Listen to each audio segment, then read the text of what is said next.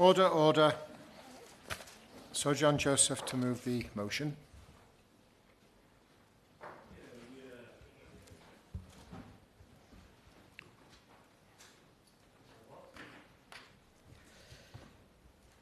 I beg to move that this House has considered improving support for mental health. It is a pleasure to see you in the chair, Mr. Dowd, and I am pleased to have secured this important debate. As today is World Mental Health Day, it is particularly appropriate that we have this opportunity to raise awareness of mental health issues and the mental health system in this country. It is important to reflect on how far we have come in this country in removing the stigma around mental health, and I hope that this Parliament will play its part in continuing that progress. However, if we are to do so, we must be honest about the many challenges we still face. I also would like to declare a personal interest. Before being elected in July, I spent 22 years working in the NHS, primarily in mental health. One of my main motivations in standing for Parliament was to play my part in building an NHS fit for the future. Improving support for mental health will be an integral part of that. With that in mind, I want to put on record my thanks to my former NHS colleagues working in the mental health system. They do an incredible job in incredibly difficult circumstances. It is important to say at the outset of this debate that any criticisms of the current system are not directed at the workforce. Without their hard work and dedication, the problems faced by those who are in need of mental health services would be far worse. I know from my own experience that in recent years that their work has often been made more difficult by policies that have been imposed at a national level by the last government. Even when it was clear that these policies were having detrimental impact, ministers were unwilling to make concessions. Although the mental health workforce has expanded in recent years, it has only reached the same number as when the last Labour government was in office in 2010. More needs to be done regarding the recruitment and retention of staff, underlined by the high number of vacancies. NHS data shows that in September last year, there were 28,600 vacancies, amounting to 19% of the total workforce, causing an increased reliance on agency staff. In the year to September last year, there was a 19% turnover in the overall workforce. These figures from the King's Fund highlight the extent of the recruitment and retention crisis. From my knowledge as a manager in mental health services, I know experienced staff play a vital role. Vast amount of time is spent having to recruit new experienced staff when they move on to different posts. This has meant that often the most challenging environments have been run by staff with the least experience. This obviously has a negative impact on patient care and can lead to increased incidents of aggression and abuse of staff. It is therefore not a surprise to see staff shortages having a negative impact on staff morale. The King's Fund have shown that in inpatient services, staff regularly work extra hours or additional shifts and often find themselves in environments and with patients they are unfamiliar with. Similarly, staff in community services are saying they are worn out and find their work frustrating and stressful. For 14 years, we have had a string of prime ministers and ministers speaking about achieving parity of esteem between physical and mental health in the NHS. While I do not doubt the intentions behind achieving that goal, after 14 years of Conservative government, we do not have that parity. Indeed, as Lord Darcy made clear in his excellent report, there is a fundamental problem in the distribution of resources between mental health and physical health. Mental health accounts for more than 20% of the disease's burden, but less than 10% of NHS expenditure. Although there has been increased investment in mental health services at a higher rate than the overall NHS budget, there is still a large gap between resources and demand. It is little wonder that all the talk of parity has seemed little more than warm words. I genuinely hope that under this government things will finally change. I would also point out that when we talk currently about waiting lists, those who are waiting in the mental health system are never included. Will my honourable friend say something about this and explain how the government plans to put parity of esteem into practice? Can he also say whether the government will continue to increase investment in mental health services at a higher rate than the overall NHS budget during this Parliament?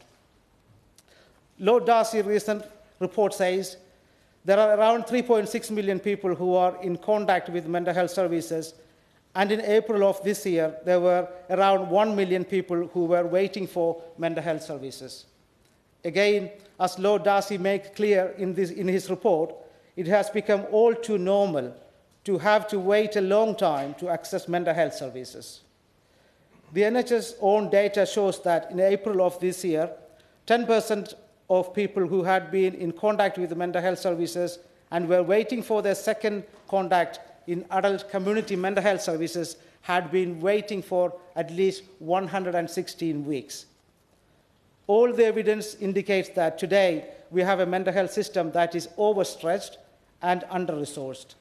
In fact, there has never been so much demand for mental health support, with 1 in 4 people experiencing a diagnosable mental illness each year. Figures from the British Medical Association indicate that last year there were a record 5 million referrals to mental health services in England. This is up by 33% on the number of referrals in 2019. The increase in the prevalence of depression over the last decade is a good example of how our mental health as a nation has got significantly worse. In 2012, the prevalence of depression was at 5.8%. By 2022, that had more than doubled to 13.2%. In my own constituency of Ashford, the figure was even higher, standing at 17%. Given this increased prevalence of mental health issues, I was pleased that in the first King's speech of this Labour government, we saw mention of legislation to modernise the Mental Health Act. This proposed legislation has been welcomed across the sector, and it is an important opportunity to improve care and strengthen safeguards for those people who are admitted to mental health hospitals. I hope the new bill will address that if you are black or live in a deprived area, you are almost 4 times as likely to be sectioned under the current Act. Can my honourable friend tell me when can we expect to see the government's legislation introduced to Parliament? I would also make the point, as Lord Darcy identified in his report, that the lack of capital investment in places where people are sectioned means that a lot of them are unsuitable, outdated, and unsafe. And in my own experience, I know nurses, managers, matrons spend long time chasing up to get capital works done in the NHS trusts. People living with a long-term physical condition are 50% more likely to suffer from mental ill health, while those with Parkinson's disease are twice as likely to be at risk of suicide. This underlines how important we see a wholesale change so that support can be accessed at an early stage. Too often, people are only able to access support after they have ended up in crisis.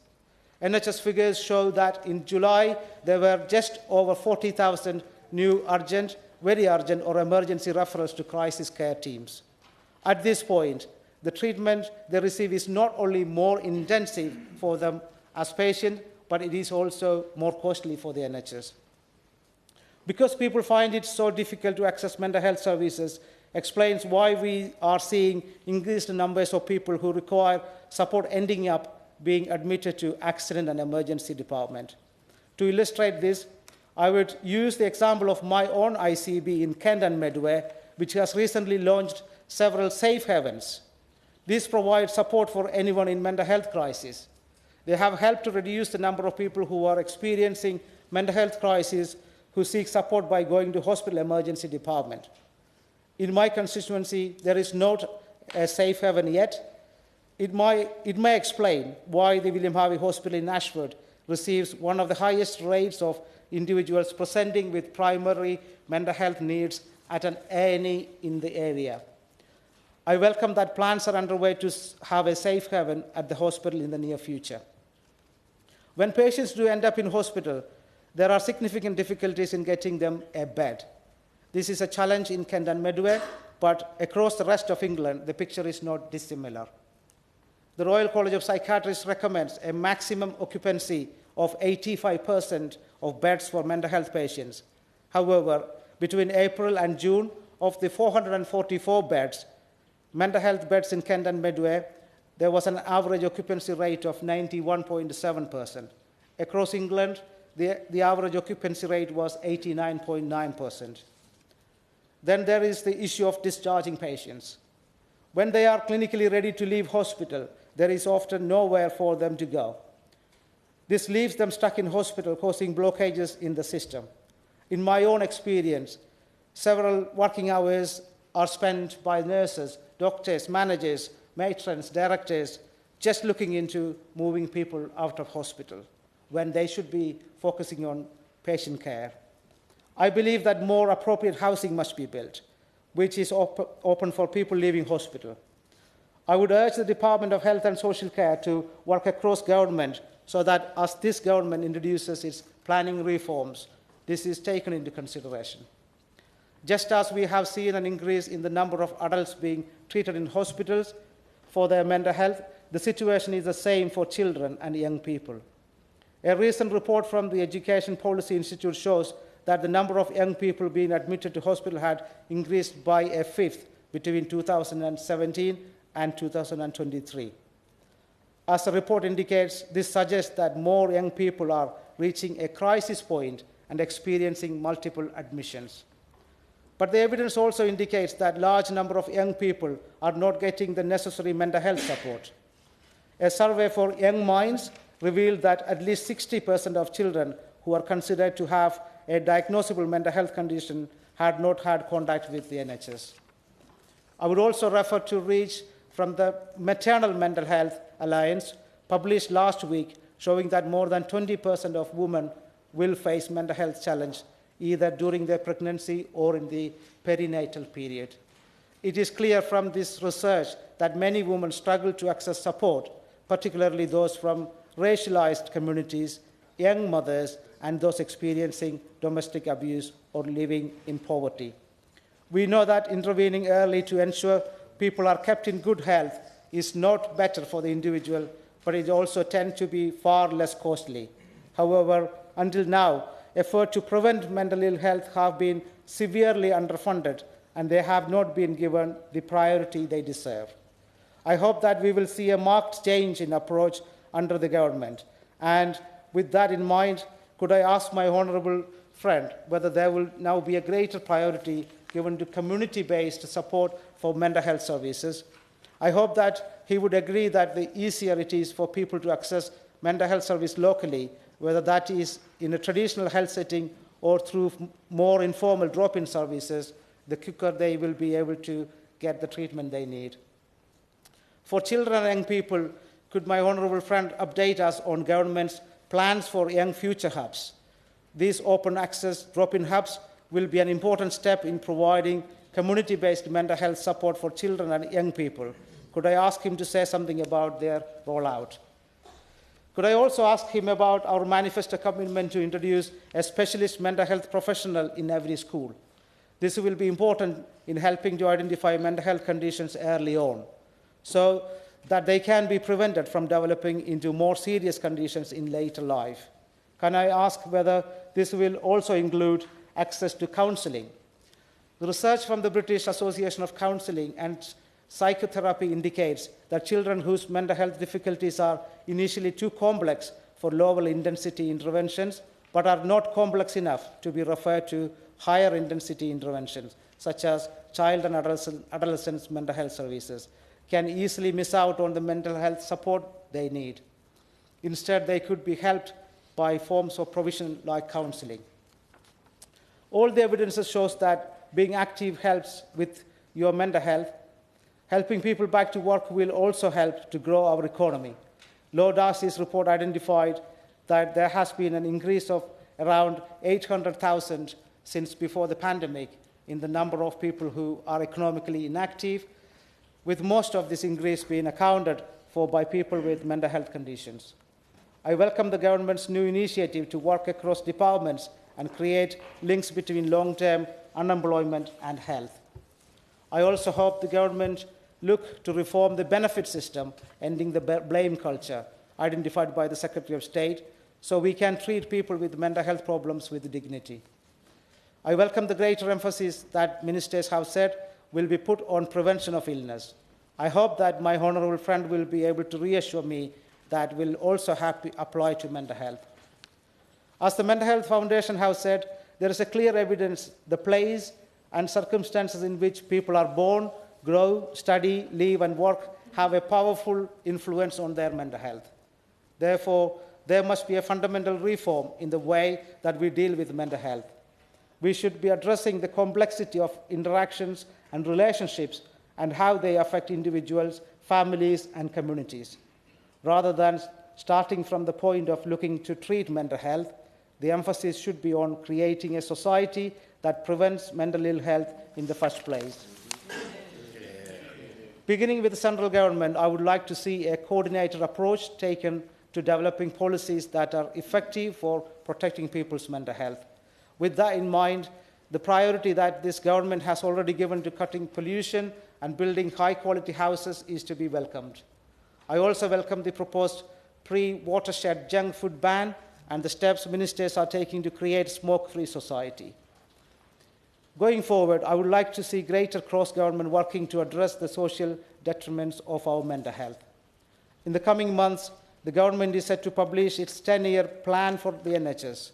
As my honourable friend and his colleagues work on that, I hope that they will consult with campaigners and organisations working in mental health, as well as with the representatives of the workforce. By doing this, the government will be able to grasp the opportunity to transform the way we approach the issue of mental health, ensure that there is true parity of esteem, and provide real, meaningful change in the mental health system. Thank you. Thank you. Right.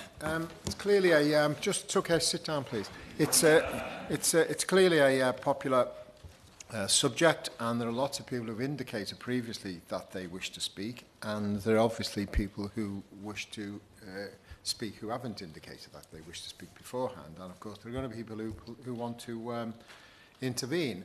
Given that, and given that the Minister Opposition spokespersons are all got 10 minutes each, regrettably, haven't done the calculations, we're going to keep it to a formal 3 minutes for backbenchers.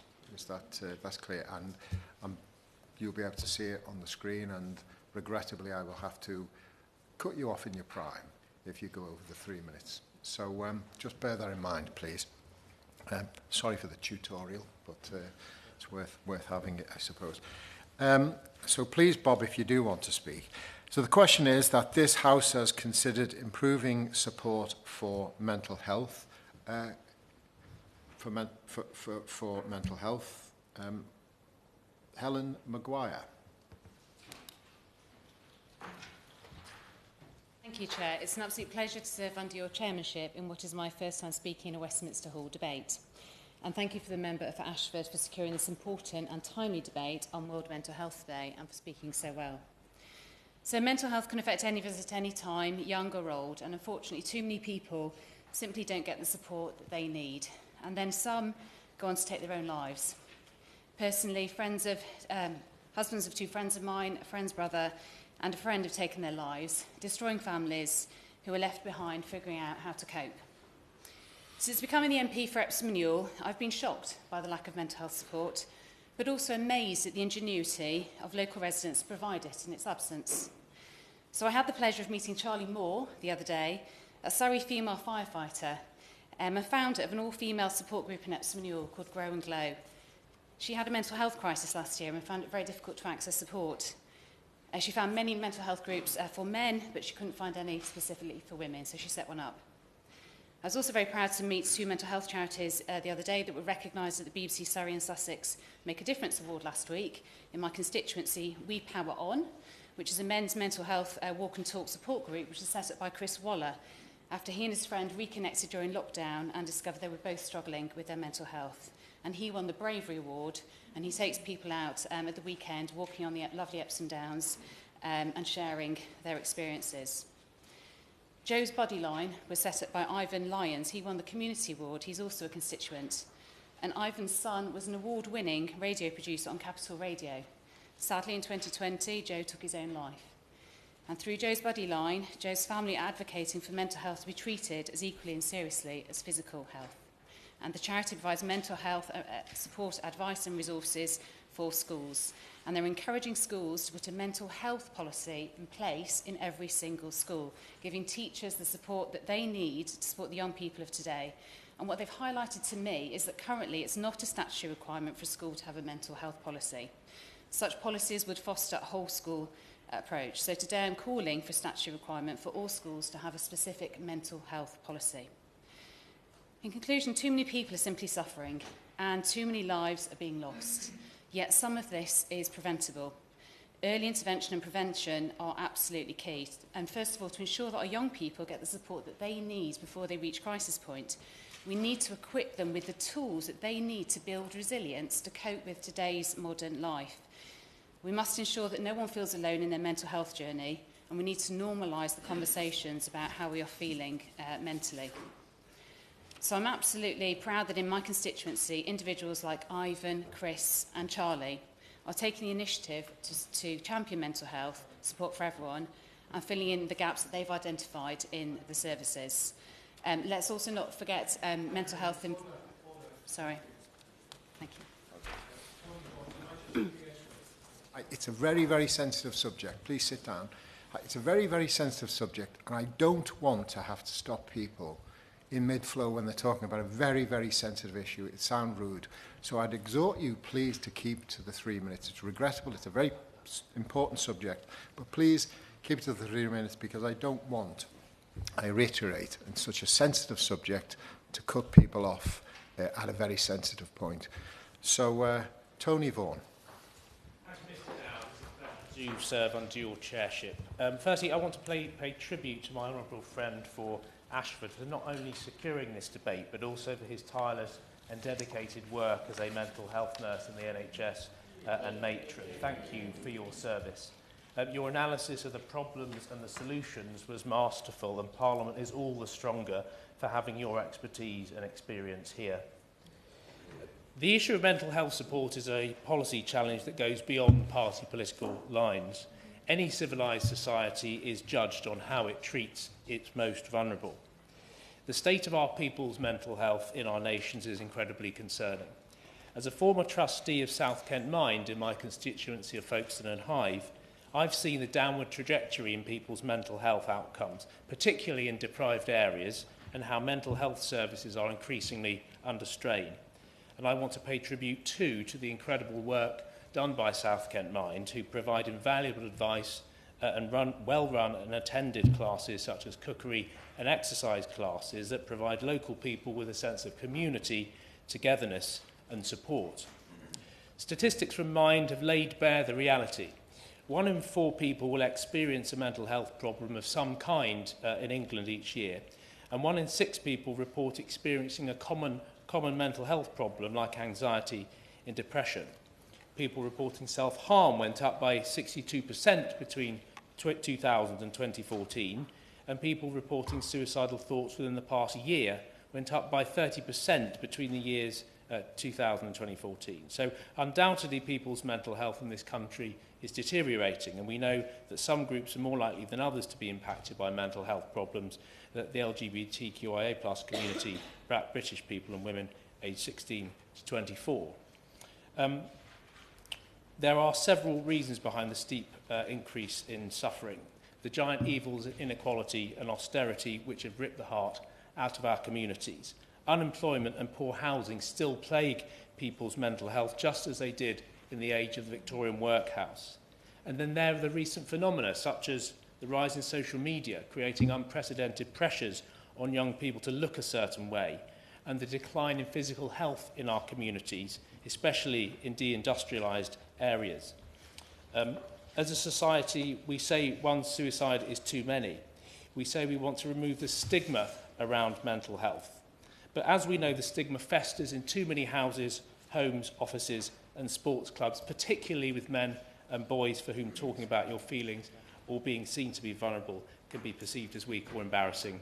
I sense that I'm out of time, Chair, and I will now sit down. Luke Evans, Dr. Luke Evans. Thank you, Chair. Thank you for letting me take my brace off to be able to speak. And congratulations to the member for Ashford for speaking so powerfully on this topic. And for me as a doctor, before I came to this House, it is really important to me, this topic. And I think there's a clear distinction when we're debating this topic to make sure we talk about mental well-being and mental health. Lockdown proved that everyone's mental well-being gets punished, but not everyone has a mental health issue. And that's really important when you're trying to segregate out services, because how do we supply the correct services to the people who need it the most? Now, I've spent my last 5 years in Parliament campaigning around body image, campaigning about a men's health minister, particularly with regards to the suicide side of things. But I want to turn my attention to something that's really close to my heart and really important, is the issue of adolescents' mental health, because I am deeply concerned by the increase we've seen of children who are suffering. But it's not just things like eating disorders. We're also seeing ADHD, we're seeing anxiety, we're seeing autism. And this is a pledge to a plea to the new minister to think radically and in a positive way when it comes to the NHS, because in my area of Leicestershire, 40% of CAMHS is dealt with dealing with ADHD and autism.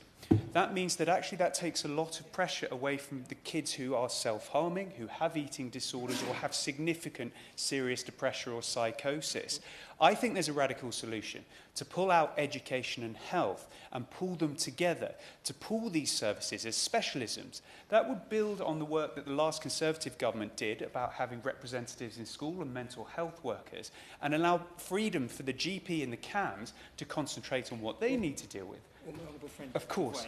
On that point, could I also draw his attention to the role of care coordinators with adolescents and the problems and challenges of the transition to adult care? Because that moment can be critical in actually securing a pathway to an effective outcome, and often the confusion over where responsibilities are delimited and begin has really been a difficulty for my constituents. He is absolutely spot on, and these cliff edges that exist in the NHS and education and social services cause a real problem, particularly for families, because at 18, suddenly you don't become not having a diagnosis at all.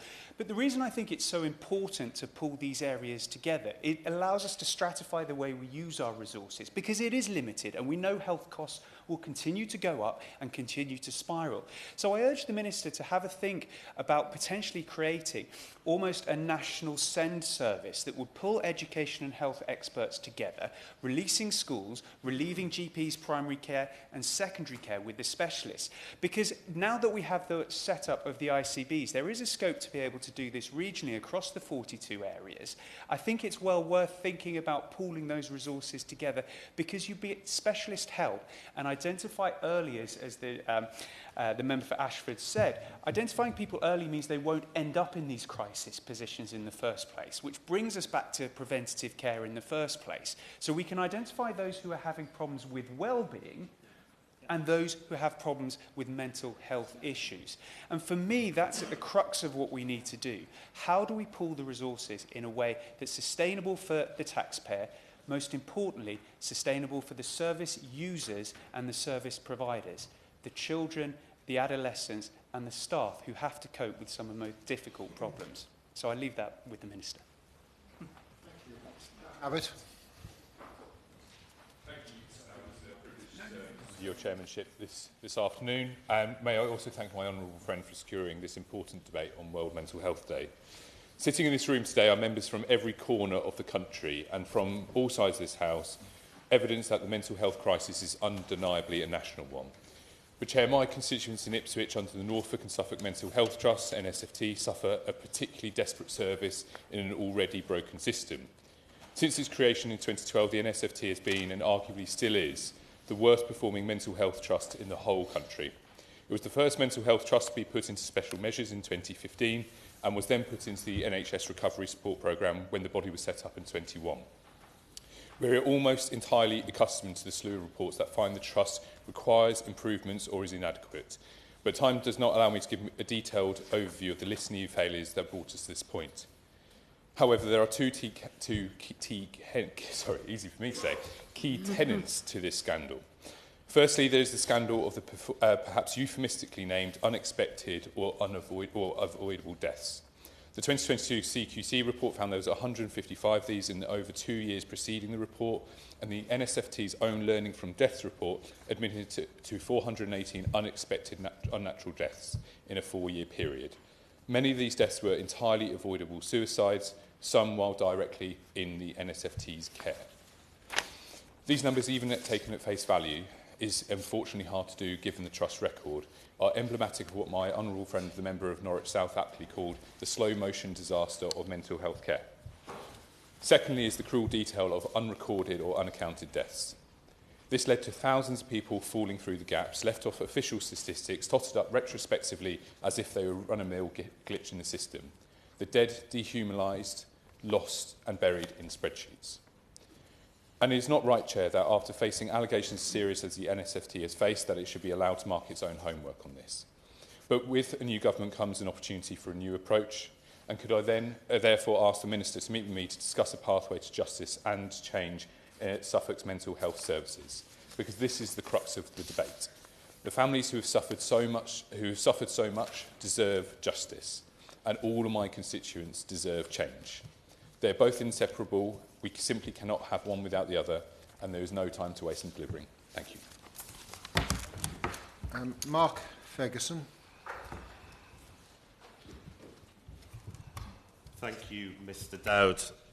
Microphone's working. Pleasure to serve under your chairmanship in my first contribution to Westminster Hall. I'll begin by declaring an interest. I was a former National Officer of Unison, representing mental health workers and others. I'd like to thank particularly, therefore, the member for Ashford for securing today's important debate, timely as it is on World Mental Health Day. Improving support for mental health is one of the key recommendations of Lord Darzai's report that the House discussed on Monday. A damning read, yet completely unsurprising to any patient who has engaged with the NHS in recent years. The surge in demand for mental health needs in children and young people is not being met by community-based services, and Lord Darzai's report found that after years of cuts, the number of mental health nurses has only just returned to 2010 levels. Indeed, the Department of Health's own data set shows that in my community of Gateshead, in the year 23-24, there were 1,745 children and young people aged between 0 and 17 years of age left waiting for first contact with child and adolescent mental health services, having waited at least 6 months since referral. Every single one an individual suffering, every single one part of a family in my community let down. At the same time, only 60 children and young people in Gateshead received that first contact within 6 months. These figures reflect a trend across the country: 109,000 children and young people under 18 waiting a year or more for first contact. That's why we need more support for children in their communities and in their schools, but without continuing to overstretch teachers. So I welcome the government's commitment to rolling out mental health counsellors in every school and mental health hubs in the community to cut through the backlog and ensure accessible report. Lord Darzai's report identifies a worrying normalisation of long waiting lists. I'm in no doubt about the brilliant NHS staff in Gateshead and elsewhere across our country who work tirelessly day in and day out, something I know from personal experience.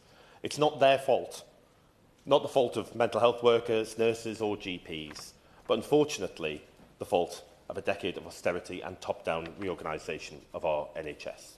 To quote Laura Bunt, Chief Executive of the charity Young Minds, Lord Darzai's review confirms what we know already, that young people and their mental health have been severely let down by the system there to support them.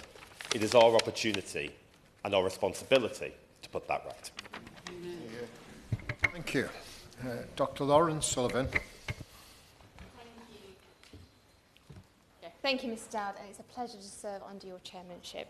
I'd like to thank my honourable friend, the member for Ashford, for securing this afternoon's very important debate. And as we know, 1 in 4 of us will deal with a mental health issue at some point in our lives.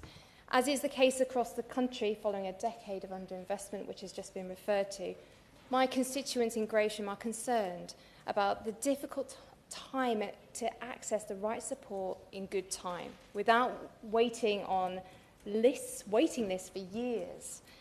We can all agree that mental health is just as important as physical health, and we can agree that the strain on this NHS at this moment in time is enormous.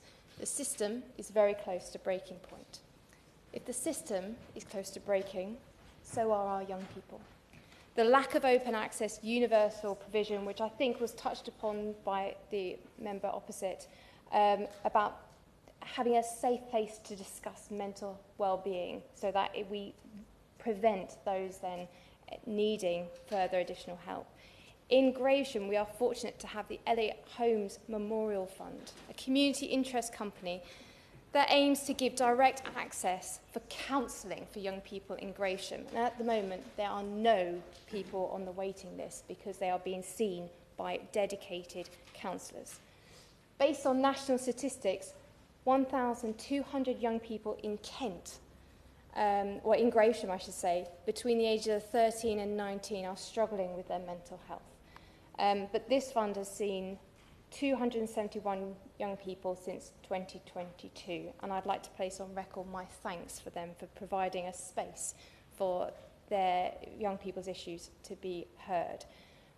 This fund, however, was set up in memory of Elliott Holmes, who tragically took his own life in 2020 after suffering from mental illness for a number of years.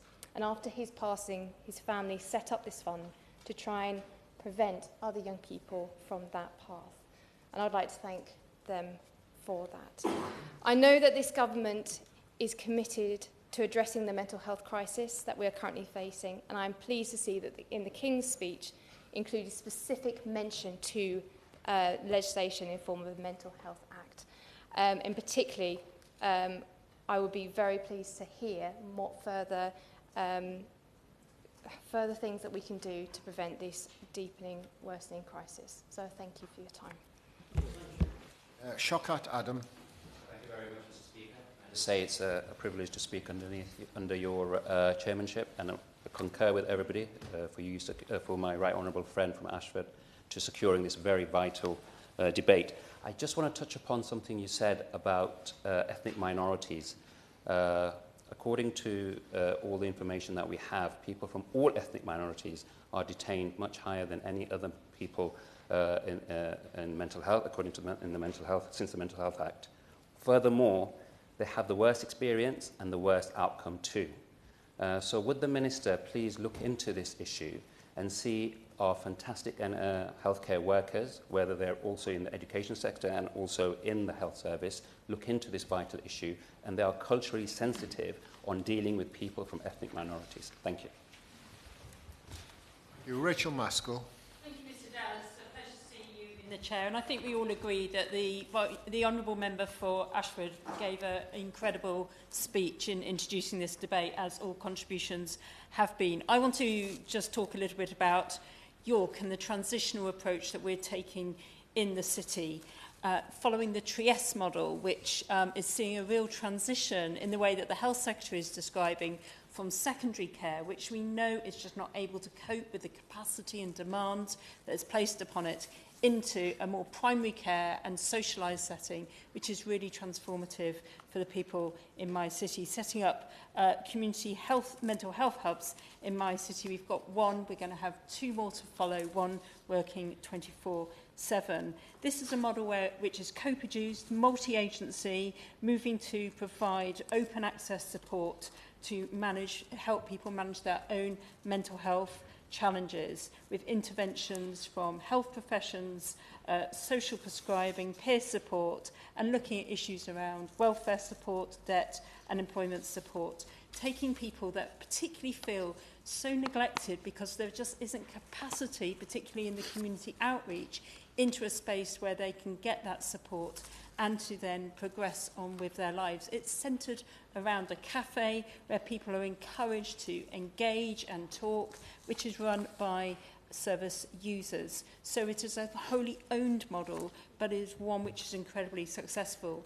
The Trieste model is considered one of the best models of service provision in the world because of its emphasis on integration with the whole community, with self, and professional support there at hand if it's needed. So in Trieste, very few actually depend on secondary care or acute psychiatric care, and residential placements are few and far between. And I think we need to have a look at that, particularly in the transitions and the ambition this government has. But following a social model means that we're not pathologising mental health, but in fact dealing with it and helping people to build on their strengths and to build resilience into the future. Our programme is linked also with the local university, York St John University, which runs a Converge programme, which enables people to use education as a way of dealing with their mental health, but also learning new skills and feeling included in our community. It contrasts so much with the provisional traditional model, which we know just isn't functioning with the demand on its services. And therefore, I urge the Health Minister to have a look at what's happening in Trieste, come and have a look at what's happening in York, and let's put this into a model of people living with mental health as opposed to struggling with it. Thank you. Thank you very much. Helena Dollamore, please. Thank you, Mr Dowd. It's a pleasure to serve under your chairmanship. I want to thank my honourable friend, the member for Ashford, for calling this important debate on such an important issue. And I speak for many when I say we are lucky to have his experience in this House with such expertise in mental health. All of us are here because for too long, mental health has not been given the same focus as physical health. It hasn't been given the same funding, it hasn't been given the right focus, and we know there's been far too much stigma in talking about this issue. In my constituency of Hastings and Rye, too many children and young people are waiting far too long for mental health support. That is why I am really pleased to see this Labour government's focus on children's mental health and cutting NHS waiting lists, putting more mental health specialists, particularly into schools, and hiring 8,500 mental health specialists into our NHS to cut those waiting lists. I recently attended a memorial for Phoebe, who sadly took her own life this July in Hastings. Phoebe was aged just 14. Phoebe had been on a CAMS waiting list since January, and she never got the support that she needed. She never got that appointment with CAMS. Her mum, Tamsin, and her whole family are now showing amazing courage and amazing strength in channeling this tragedy and their grief into campaigning to make sure that this never happens to any child again, and we get more focus on children and young people's mental health. I really want to thank all of the charities who are working on this in all of our constituency, and all of the mental health workers who work so hard to provide the support that's needed. In my constituency in Hastings and Rye, Eggtooth is a local mental health charity that provides vital support and early intervention for around 250 children a year in Hastings and Rother. I've been contacted by many parents and healthcare professionals who are extremely concerned to hear that the funding for Eggtooth is now under threat from the local NHS Integrated Care Board. Will she give way? Would my honourable friend agree that charities in her constituency and in mine and so many others provide that valuable resource that helps us deal with the crisis in CAMS? Absolutely. I thank my honourable friend for giving way, and on that important point, recognising the important contribution that so many charities and staff make. I am extremely concerned to hear that Eggtooth's funding is now at risk, and I just wish to share with members some of the views of local healthcare professionals about the importance of the service. I quote a local doctor: "The withdrawal of Eggtooth from children's mental health services in Sussex would leave a profound gap in support for vulnerable young people." A local paediatric nurse: "I have stories to tell which I cannot share, where children and young people have been helped. I've worked in acute emergency settings and A&Es, and I have often seen the outcomes of no intervention." That nurse raises a vital point about the importance of early intervention. Many members have raised this too. We know it's better for the young person to intervene early, and we know it will cost the taxpayer less. To give just an example, the support that Eggtooth provides costs around £520 per child. By contrast, a CAMS referral costs almost £2,500, and an A&E intervention, should that be needed, even more. So I really urge the Integrated Care Board to reconsider this decision. I strongly welcome this Labour government's commitment to cut NHS waiting lists, to cut mental health waiting lists, and focus on that early intervention, particularly in schools where we need it the most. It's on all of us in this House to keep the memory of Phoebe alive and to keep the memory of all those who have lost their lives to suicide alive.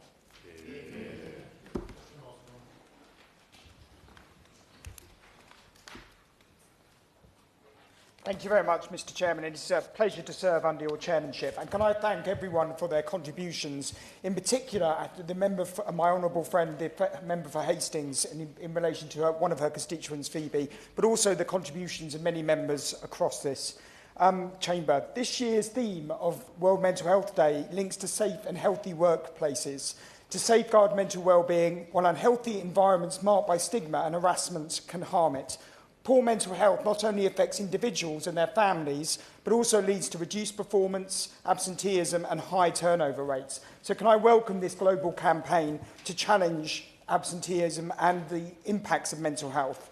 12 billion days are lost annually across the world, costing the global economy $1 trillion.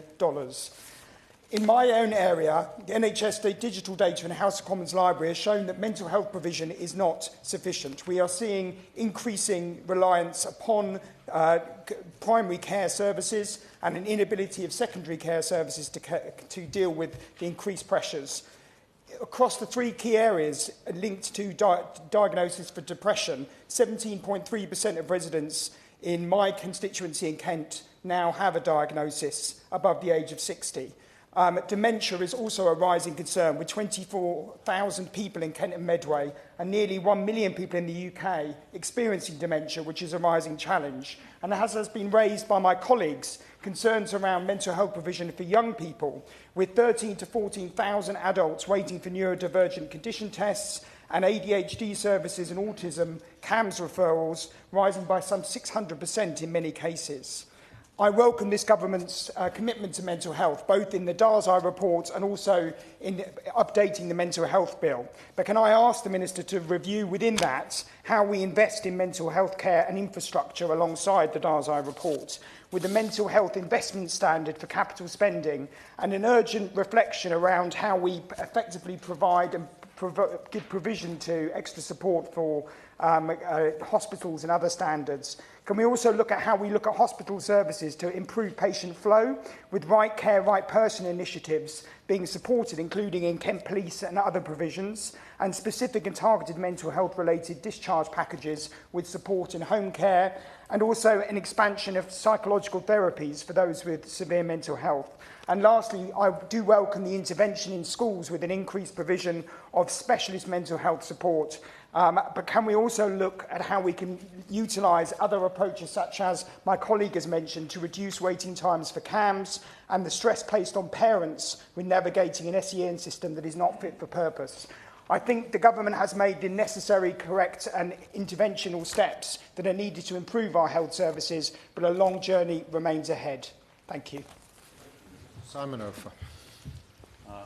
Thank you, Mr. Dowd. And can I just say, it's World Mental Health Day. I'm wearing this slightly ghastly yellow tie, which is... and can I just do a little promotion? In Room M at Portcullis House, at 3 o'clock at the end of this, we have some young people around young minds telling us what they think of the service. And I think it's really important, particularly with young people, to make sure that we develop services that they want, so we don't dictate. So I am a GP in Stroud. I'm still a practicing GP, and I just about over 90% of mental health consultations take place in primary care, and also over 40% of GP consultations concern mental health. And I'm sure the honourable gentleman opposite will concur with me on that front. I'd like to divide mental health slightly into two sections. So there's serious mental illness, serious and enduring, and there's about 130,000 people in this country. And just make a little plug, they tend to die 10 or 20 years earlier than other people, and we must promote their physical health. And then the other area is anxiety and depression.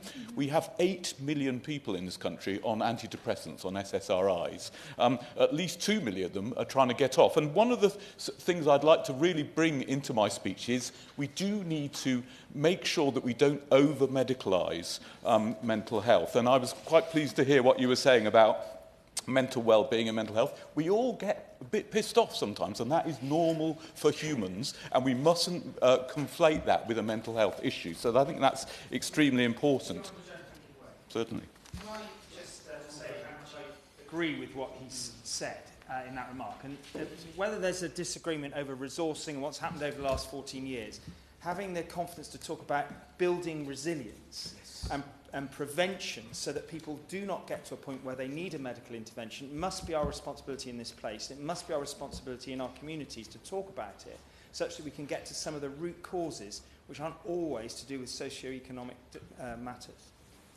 Absolutely, and I fully agree with that. A couple of comments about mental health services as we have them at the moment. We have extraordinary waits for this. I had a patient of mine who had to wait 6 months following a suicide attempt. This is just simply not enough. In Stroud, we have to wait 4 years for neurodiversity assessments. And that's really because we haven't got enough resource, and we need to move the resource into the community, in my opinion. And I also support what you were saying about health and education. We need to get those mental health support teams in our schools and make sure that all the SEND provision is equally spread across there. I want to say a little bit, because the Right Honourable Secretary of State for Prevention of Illness is with us, about preventing mental health issues. There's quite a lot of evidence around particularly promoting maternal infant mental health, and also parenting and bullying at school. And I also would like to stress that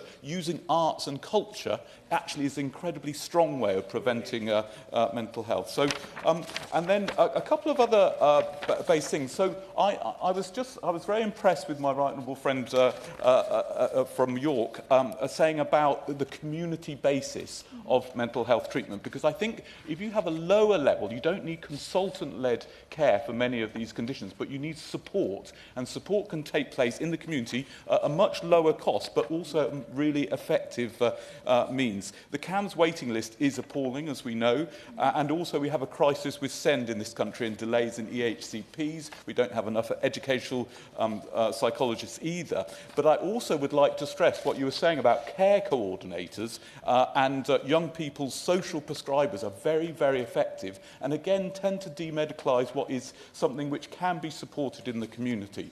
So, just in a summary, I'm really impressed we're going to get 8,500 more mental health workers, and I'm also really impressed with what they'll be doing in schools. We need to improve the care of physical health of people with serious mental illness, and we need to reduce the number of SSRI, antidepressant medications, and we have to promote social prescribing and the arts and community care in our mental health services. Thank you very much.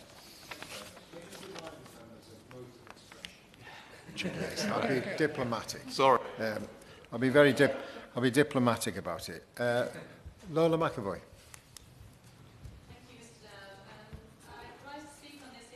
On World Mental Health Day. It's an issue I've championed many times across my career, and will continue to do so in my time in this place. People in my constituency of Darlington, as I'm sure in all of yours, want something that we all used to take for granted, which is a happy, decent life with a better future for their children. Currently, for too many in Darlington, that is not the reality. I believe that the current mental health crisis is a product of our times. I'd like to focus my brief contribution to this debate not on those with severe mental illness who are currently and often in crisis, but to those struggling with day-to-day poor mental health. I agree with the member opposite who made his contribution about an advocacy for a cross-departmental approach. Poor mental health is pushing people out of work. That's a huge issue for the Treasury and the Department for Work and Pensions. A lack of child mental health support and a failure to tackle the online safety crisis for children is leading to school refusals, which is an issue for the Department of Education, but also an issue for the economy and of the future generation. And loneliness is impacting the physical health of our older people, which is an issue for the NHS. A lack of opportunity, quality work, maternal mental health services, veteran support, childcare support are driving people in my constituency to despair. I've mentioned this before, but I will again on this day. In my own network, I've lost 7 men to suicide. Only one of them had a severe mental illness. In my region, we have the highest rate of male suicide and the lowest wages. I ask that we as a government, committed to equality of opportunity for our regions, consider my constituency and my region for a cross-departmental pilot to tackle poor mental health before we lose any more to avoidable deaths. Now I'm going to come to the opposition spokespersons. Danny Chambers. Thank you, Chair, for calling me to speak. As a veterinary surgeon, I come from a profession with a suicide rate of 4 times the national average. So like many people in this room, I've experienced the pain of losing friends and colleagues to suicide. And it led me to becoming a trustee of a mental health charity for several years, and I'm honoured to be the spokesperson on mental health for Liberal Democrats. While we are undoubtedly focused on NHS clinical services in this debate, we often underestimate the profound impact that non-medical issues such as living in poverty, financial worries, debt and insecure housing can have on mental health, and how they can hinder recovery from a mental health crisis. And so I'm incredibly proud of a project that I visited just last week in my constituency in Winchester, run by Melbury Lodge Mental Health Hospital and the Citizens Advice in Winchester. Now, this project provides one-to-one advice and support to inpatients on matters relating to living in the community, from relationship and financial advice to management of debt and benefits and housing problems, because people find that they end up admitted to a mental health unit, and their post and correspondence relating to their benefits and mortgages and other bills are all going to their home, and if there's no one else living there, they won't be receiving any of this. And then when they're discharged, they get out and find that there's a problem with their benefits, or they've received a huge bill that they weren't expecting.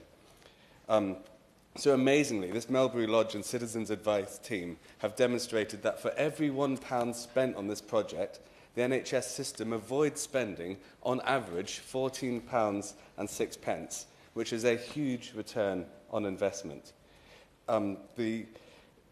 As we extrapolate out, the research shows that having the Citizens Advice Service on site means that Melbury Lodge have avoided spending nearly £250,000.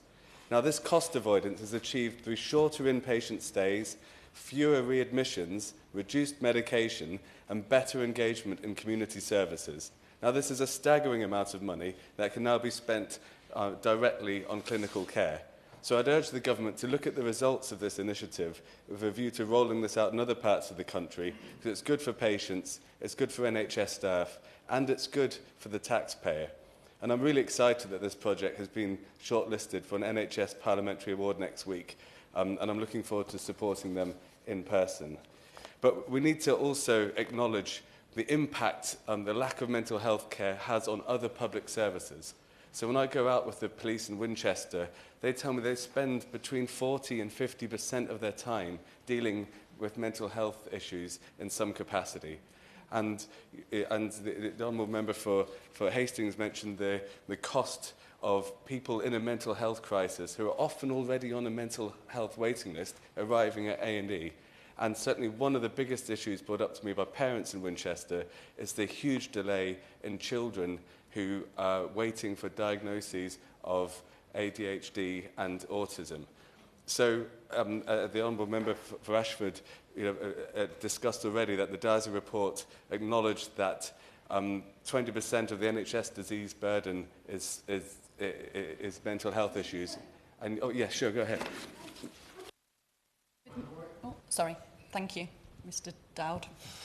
Would the Honourable Member agree with me that too often people are mistaking neurodiversity, which is something that we should be celebrating, with severe mental illness, which is something that we need to be supporting and managing, and poor mental health, which is a day-to-day thing that can often be caused by circumstances? That's a really important point, a very good point. And we also need to acknowledge that people with certain issues like neurodiversity or undiagnosed ADHD, autism that don't get the support they need are then more likely to get mental health issues because they're not getting the support they need. So it's a bit of a chicken and egg situation. But just to finally finish up, I was just saying that the NHS budget is only 10% is for mental health, and yet it's 20% of the disease burden. And yet, the obvious question people ask is, well, how do we afford this? Well, when you look at the pressure on the police, on A&E, on the education system, the question I'd ask is, how can we afford not to treat mental health properly? Thank you. Thank you. Opposition spokesperson, Ben Spencer. Thank you. Thank you, Mr. Dowd. It's a pleasure to serve under your chairmanship, and I'll start by making a couple of declarations. I'm a former consultant psychiatrist, and a family member is a consultant psychiatrist, and it's been mixed listening to this debate, because on the one hand it's been great to hear the wealth of talent and expertise that we have in this house, but also at times harrowing where people have spoken about the experiences either personally or of their constituents. And I think it's a reminder to us all of just how substantial the impact of mental illness can be on people, our families and our friends. And I think it's fantastic the tone of which this very sensitive debate has been conducted under. I'd like to start by thanking the member for Ashford for bringing forward this debate and the wealth of experience, 22 years, which he brings to this place, in what I thought was a very balanced speech, in which he did acknowledge the catchment investments that happened under the previous government, raised the importance of waiting lists, and this is actually something, targets in mental health is something that I brought up when I got a PMB, didn't end up going anywhere, when I was first elected, around waiting times regarding getting an inpatient bed when one is requested for somebody who has a mental disorder. Of course, we all want improvements in mental health care and treatment, and there needs to be improvements in mental health care and treatment. I'm sure there'll be no disagreement across the House regarding that. He was absolutely spot on, though, I think, to mention housing, work, benefits, and I think it's a testament to his experiences in psychiatric nursing that he went to the holistic care which is surrounding. And I think this is one of perhaps some of the challenges of debates focusing on improving mental health services, is the acknowledgement that we must have that there are so many other areas of public policy and public provision and cultural factors to try and broaden that as much as possible, which will impact on... Will you give way on this point? Of course I give way. I'm very grateful to the Shadow Minister for giving way. A former member, the member for Doncaster, who's now sadly not in this House, was a significant champion for men's health and boys' health, with particularly suicide has been mentioned here being such a problem. Given his case about stating that it's a pan-policy area across government, does he believe that strengthens the argument to have a minister for men and boys to be able to go across government to think about all these issues, especially as suicide is the #1 leading cause for young men under the age of 45? Well, I thank the member for Bosworth for his intervention. I mean, he's absolutely right to point out that, sadly it is the case that in young men, suicide is the #1 cause of death. My understanding, although the stats change all the time, is that below the age of 45, suicide is the #1 cause of death, both in terms of men and women. And I think it's absolutely right that we look at sex-specific approaches to interventions. Factors affecting health in men is going to be different to factors affecting health in women. Just coming back to a couple of points regarding the social elements of mental health care, which the member for Ashford was mentioning, smoke-free society and banning tobacco. And certainly when I was practicing, it was the case that 50% of tobacco was consumed by people with a severe mental illness, which raises a whole host of concerns and issues about what's happening in terms of tobacco consumption and people with mental disorder. The member for Bosworth was absolutely right, given his experience and I know he's mentioned many times in the House, to the importance of delineating mental well-being from mental illness. How I tend to think about it is we all have mental health, but we need to separate out mental well-being for mental illness. The two are different and need different approaches, which was also echoed by the member for Salisbury and the new member for Stroud, who gave a very fertile discussion regarding his views on the area. And the member for Leicester South, no longer in his place, rightly pointed out inequalities with regards to detention and outcomes for people from minority ethnic backgrounds, which is a very important area. Which brings me on to our record in government for the last 14 years, and a few things that I want to just pick out. One is that we set parity esteem in law in the 2012 Health and Social Care Act. I think that was a big step forwards, of course. We need parity of esteem in outcomes, but I think, nevertheless, this was a very important step forwards. Expanded access to psychological therapies, and I'm particularly pleased by the expansion of IPS, which very much has been shown to help people get into work, particularly those with a chronic and enduring mental illness. More people taking up maternity care, and investment in the mental health estate. And in fact, in my own constituency, we have a new mental health hospital, the ACU units being rebuilt, which provide world-class care for people living in my patch.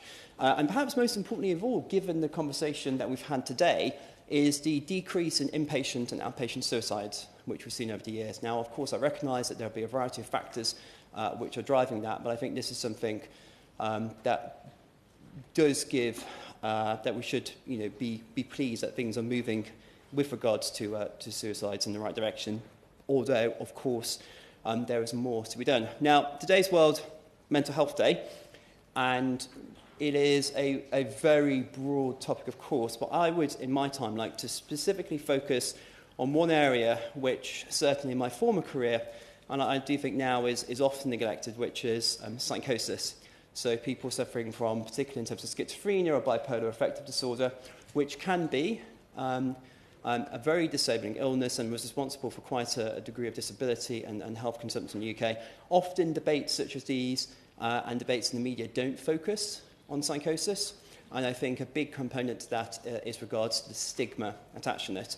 But people who work in the sector, people and the expertise in this room, will know that it is an area of great need.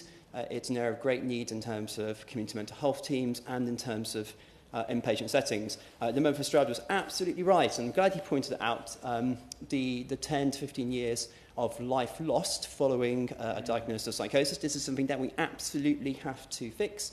I believe we also need to improve access to treatments such as clozapine, which is excellent treatment with regards to treatment-resistant schizophrenia. And I'm pleased to have previously worked with a Clozapine UK group in their campaign to try and get more access to clozapine for people for whom it is indicated. And the reform of the Mental Health Bill, which the former Prime Minister Theresa May kicked off with the Wesley Review. I was part of the working groups on the Wesley Review, looking particularly helping particularly in terms of the tribunal system, and was on the Pre-Age Scrutiny Committee for that as well. I think how we look after people who are detained for treatment in the absence of consent is very important, and I'm pleased that this government has committed to take forwards the work with regards to reviewing the Mental Health Act. I'd like to thank everybody who works in the care and treatment for people with mental illness, and as we've heard today, that is a very broad sector. It is not only people who work in the NHS, but it is people who work in the third sector in a variety of organisations and institutions. This is very important work. Only very briefly, I've only got a couple of minutes left. Thank you. So my cousin died from suicide 2 years ago, and I can absolutely tell you that we've talked a lot of facts and figures today, and we talked a bit about hearts, but I can tell you your family never recover from that. My auntie and uncle will never recover from the fact that they lost their child before they themselves went. And I have to say that, you know, all you can do in that situation is put your energies into something positive, and that is about how you help people going forwards. And one of the big things, I think, are those charities, absolutely, that support people. The Jackson Hope Foundation, I've gone along and spoke to myself even this last Friday and talked to them about some of my experiences in Parliament, really openly, really freely. It's a safe place. There were 16 men there talking really, really you know, unbelievably openly about how they feel, and it makes such a difference. I just want to make sure that going forwards, whatever we do, that learning from those groups feeds into our plans and our strategies, because it makes all the difference to people. Well, I really thank him for his intervention and sharing something so personal to him and his experience regarding impact from suicide. And I know, just to reiterate, lots of members have done so during this debate, and I think that's very important. I'm mindful that there will be quite a few people in the gallery and quite a few people watching this at home who may be affected by some of the topics that we talk about as well. And I do think perhaps this is a point to just to say that there are a variety of services which can help people, both in terms of, as he pointed out, in terms of recovery, if one can call it that, after a loved one has tragically died from suicide, or for whom people who are in crisis, and that is Googling things like your local crisis services or the Samaritans or Mind, where there's a variety of various different third sector and charity helplines who can help. I think organisations such as certainly Men's Shed has been one that I've seen good experience of. I think is very helpful. I'm really pleased that he raised this. I'm going to finish off with a few questions to the Minister in terms of going forwards. The government doesn't have a mental health care and treatment strategy, or indeed a psychosis strategy, and I understand there's no plans for mental health, ill health strategy to be brought in following a written parliamentary question I raised on the topic. I was wondering, given the debates that we've heard today, whether he would reconsider that position and whether he could, what the government's plans are with regards to taking forward our suicide strategy, our suicide prevention strategy, or looking more in terms of a specific psychosis strategy or mental ill health or mental, however he wants to sort of cut the cloth, the government strategy specifically in this area. Number two is regarding the mental health bill. When does he expect it to have its first reading in this place? And I think it's fair to say that it's a bill which all members are going to want to debate and scrutinise quite extensively. When's he's expecting this to come forwards? And what's his appraisal of some of the challenges that the bill needs to answer in at least its previous form with regards to the interaction between the Mental Capacity Act and the Mental Health Act, deprivation of liberty safeguards and doles, the case, which is deprivation of liberty in the context of a restricted patient in the community, and the interaction with the Children's Act when children can choose a nominated representative. CMHT is at the core of psychiatry, and I realise he may not have the immediate answers to that, and so I'd be grateful if he could write to me on this. CMHT is at the core of psychiatric teams in the community and our core psychiatric care and treatment service. What's his plan to support them going forwards? And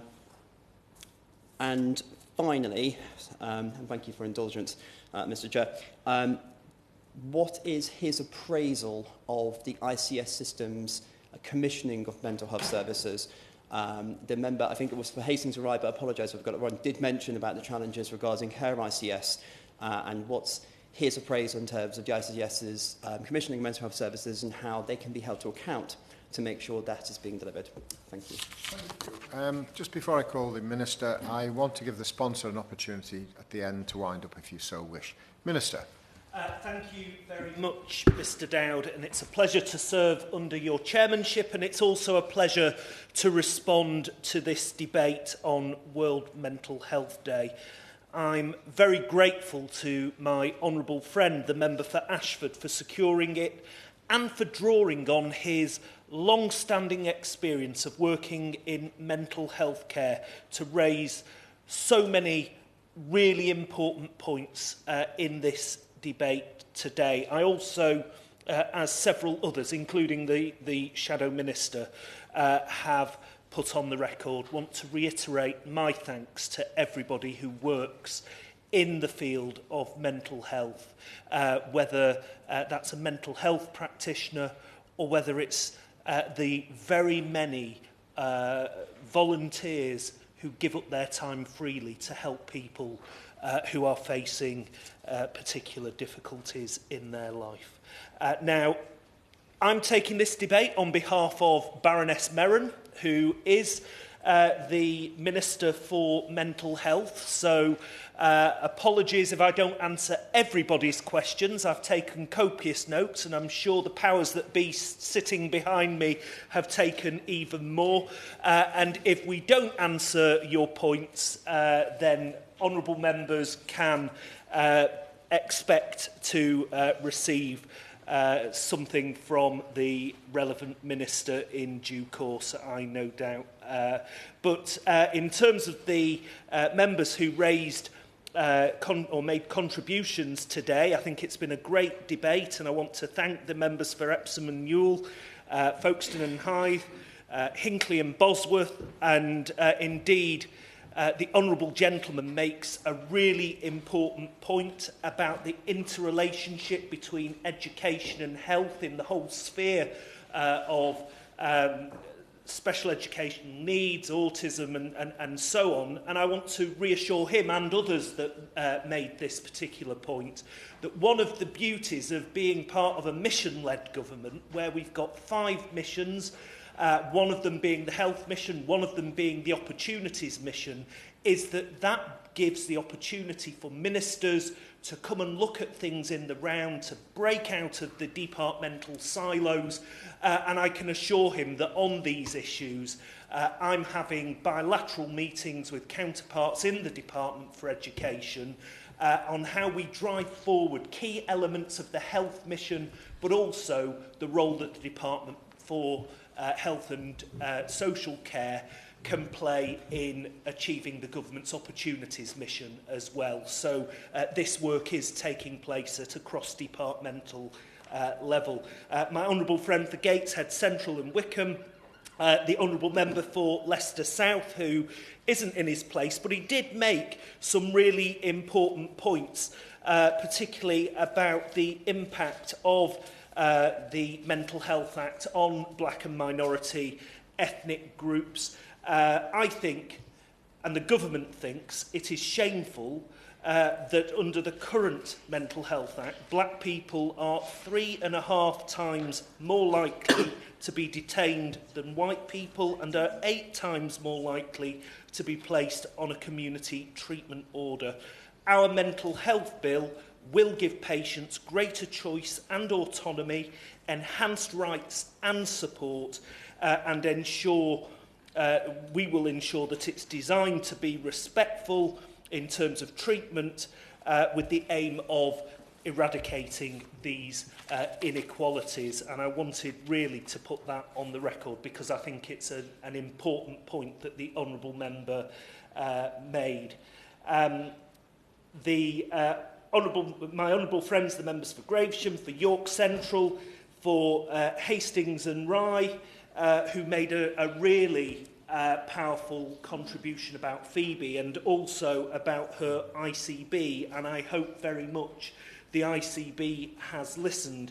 Chatham and Aylesford, Stroud, and I want to reiterate to my honourable friend, the member for Stroud, that arts, of course, have a powerful role to play in the health and well-being of the individual. I was very fortunate last Friday to attend the Manchester Camerata, one of our great orchestras in my home city, at the Gorton Monastery in my constituency, which is now a health and well-being hub.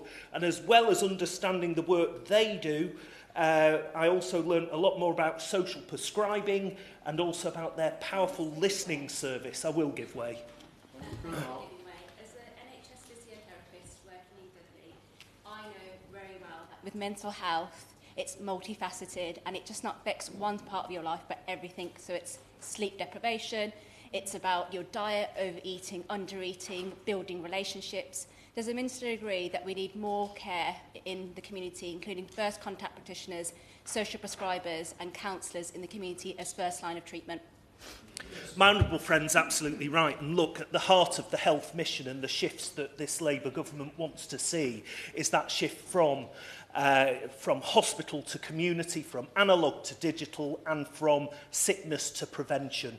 And what we do in the community really matters. And when it comes to mental health services and our ambition for the future, it's absolutely wrapped up in those shifts, and particularly the shift from hospital to community. She is absolutely right. I will give way. Could I just share my experience when I was a minister? When we were looking at social prescribing and I was in the Treasury, it was always difficult to establish an evidence base to justify the allocation of resources. And I would urge him to continue that battle to make the case, because I'm absolutely sure that the instincts of all members across the House would be that there is something in this and we must find a way of unlocking it so that we can actually get that prescription out into community where there's a variety of provisions available. Yeah, he's absolutely right. And look, this is going to be one of the big challenges going forwards. It is with the prevention agenda more generally, because often the investment you have to make today doesn't pay dividends immediately, and there's a bit of a punt there, and he will know, having been a Treasury Minister, the challenges that that can present to the Treasury orthodoxy. But we have to really push on this agenda, because look, I always say being an MP and a GP is only one letter away. We're often dealing with the same people. They present with the same problems but from a different angle, and we go away as members of Parliament trying to fix the issue that they've presented to us. The GP will write a prescription and send them off having sorted out the issue as presented to them. And actually, with social prescribing, there is an opportunity to deal with the whole issue in the round. And that's the beauty of it. And the argument has been won with almost everybody. And any tips he can give so we can get it over the line with the Treasury will be welcome. And then I think I've mentioned my honourable friend, the member for Darlington. I want to also welcome the honourable member for Winchester and Runnymede and Weybridge to their front bench positions, and then want to say to the House, in the minutes that I've got left, that many of the issues raised by members in the course of this debate are symptomatic of an NHS that is struggling. Looking at the figures, the challenges facing the NHS are sobering. In 2023, 1 in 5 children and young people aged 8 to 25 years had a mental health problem. That's a rise from 1 in 8 in 2017. The COVID-19 pandemic has exacerbated need, with analysis showing that 1.5 million children and young people under the age of 18 could need new or increased mental health support following the COVID-19 pandemic. Around 345,000 children and young people were on a mental health waiting list at the end of July, with more than 10%. I will give way. One of the biggest things we saw, most shocking things during the pandemic, was the increase in eating disorders. Yeah. Very difficult topic for any government to try and break down, even across the world. Would he ensure that this is looked at as a priority, because we know the impact that eating disorders live with people for the rest of their life and cause people to lose their life? Yeah. So would he make that an emphasis? There was a roundtable that happened previously. Would he look at doing a similar thing again to bring experts together? Yeah. I mean, I'm very reluctant to commit ministers to roundtables when it's not my portfolio, but because they'll do the same when they're covering me in Westminster Hall debates. But I do say this to the honourable gentleman: look, this is something we take incredibly seriously, and when we were in opposition, we gave support to the then government on this agenda as well. And I want to assure him that we will do everything we can to support people who have eating disorders, and to make sure that we get the right provision and the right help and support at the right time to those people who need it. As I was saying, the COVID-19 pandemic has exacerbated this need, and that 1.5 million children and young people under the age of 18 could need new or increased mental health support following the pandemic. Around 345,000 children and young people were on a mental health waiting list at the end of July this year, with more than 10% of them having been waiting for more than 2 years. And some groups of children and young people are disproportionately impacted by mental health problems, largely driven by a complex interplay of social and environmental determinants of poor mental health, something that we've heard in the course of this debate. Now, we are committed to reforming the NHS to ensure we give mental health the same attention and focus as physical health. It is unacceptable that too many children, young people and adults do not receive the mental health care they need, and we know that waits for mental health services are far too long. We are determined to change that. That is why we will recruit 8,500 additional medical health workers across children's and adults' mental health services, and we will introduce a specialist mental health professional in every school, and we will roll out Young Futures hubs. We're working with our colleagues at NHS England and in the Department of Education as we plan the delivery of these commitments. Early intervention on mental health issues is vital if we want to stop young people from reaching crisis point. Schools and colleges play an important role in this early support, which is why we've committed to providing a mental health professional in every school. However, it is not enough to provide access to a mental health professional when young people are struggling, because we want the education system to set young people up to thrive, and we know that schools and colleges can have a profound impact on promoting good mental health and well-being. Doing this will take an holistic approach, drawing in many aspects of the school or college's provision. I know there are many schools who already do this, and my department is working alongside the DFE to understand how we can support that best practice across the sector. As I've said, our manifesto commits us to rolling out Young Futures hubs. This national network will bring local services together and will deliver support for teenagers at risk of being drawn into crime or facing mental health challenges.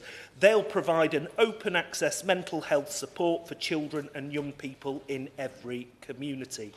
Turning to other aspects of our plans, the Mental Health Bill announced in the King's Speech will deliver the government's manifesto commitment to modernise the Mental Health Act 1983. It will give patients greater choice, autonomy, enhanced rights and support, and ensure everyone is treated with dignity and respect throughout treatment. It's important that we get the balance right to ensure that people get the support and treatment they need when necessary for their own protection and that of others. The bill will make the Mental Health Act fit for the 21st century, redressing the balance of power from the system to the patient and ensuring that people with the most severe mental health conditions get better, more personalised care. It will limit the scope to detain people with a learning disability and autistic people under the Act. And then finally, Mr Dowd, in his report, Lord Darcy identified circumstances where mental health patients are being accommodated in Victorian era cells infested with vermin, with 17 men sharing 2 showers. We will ensure everyone is treated with dignity and respect throughout their treatment in a mental health hospital, and we will fix the broken system to ensure we give mental health the same attention as physical health. If I've not answered members' questions, they will be written to by the Minister, and I once again congratulate my honourable friend for securing today's debate. Very briefly, Sojourn Joseph, to wind up. I thank the Minister for his brief answer. thanks Shadow Minister and the Liberal Democrat spokesperson for their responses to this debate. I would also like to thank the other members who took time out of their busy schedule to be here today. I would like to thank all the organisations that contacted me in advance of the debate. There have been too many to mention them all, but they include Education Policy Institute, the Royal College of Paediatrics, Royal College of Psychiatrists, Royal College of Nurses, the Children and Young People's Mental Health Coalition, the British Association of Counselling and Psychotherapy, the Maternal Mental Health Alliance, Young Minds, the King's Fund, and finally the Flourish, which is based in my Ashford constituency. I hope the Department of Health and Social Care will actively engage with these organisations from across the sector to draw on their knowledge and experience. Thank you, Mr. Dowd. Support for mental health. As many of their opinions say aye. On the contrary, no. I think the ayes have it. The ayes have it. Order, order. Oh God, let's just start straight away.